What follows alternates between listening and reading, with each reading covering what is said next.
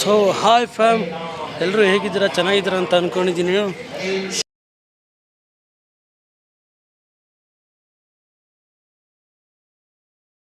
Second time so ಒಂದು ಬೆಂಗಳೂರಿನ ರಾಜಾಜಿನಗರದಲ್ಲಿರೋಂಥ ಒಂದು ಇಸ್ಕಾನ್ ಟೆಂಪಲ್ಗೆ ಬರ್ತಾ ಇದ್ದೀವಿ.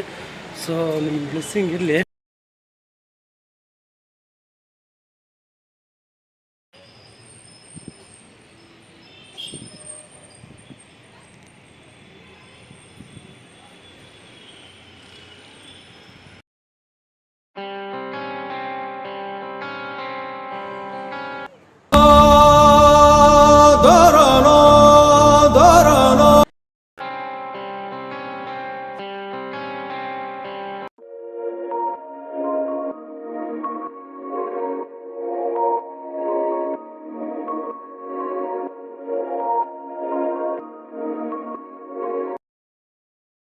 Krishna Krishna Krishna Hare Hare Hare Rama Rama Rama Hare Hare Hare Krishna Krishna Krishna Hare Hare Hare Rama Rama Hare Hare Hare Krishna Rama Rama Hare Hare Hare Krishna Krishna Hare Hare.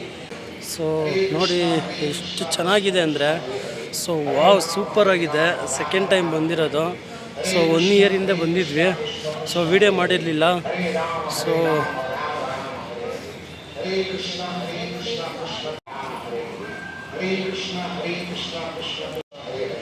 ನಮ್ಮ ಬೆಂಗಳೂರಲ್ಲೇ ಇದು ದೊಡ್ಡ ದೇವಸ್ಥಾನ ನಿಜವಾಗ್ಲೂ.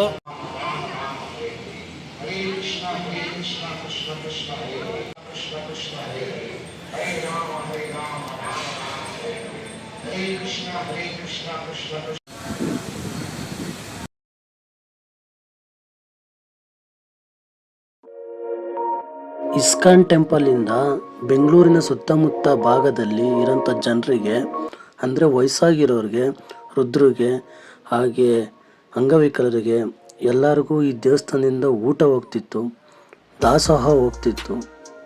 ಇಷ್ಟೋ ಜನಕ್ಕೆ ಈ ಒಂದು ವಿಷಯ ಗೊತ್ತೇ ಇಲ್ಲ. ಸೊ ಈ ವಿಷಯನ ಹೇಳಬೇಕು ಅನಿಸ್ತು. Thank you.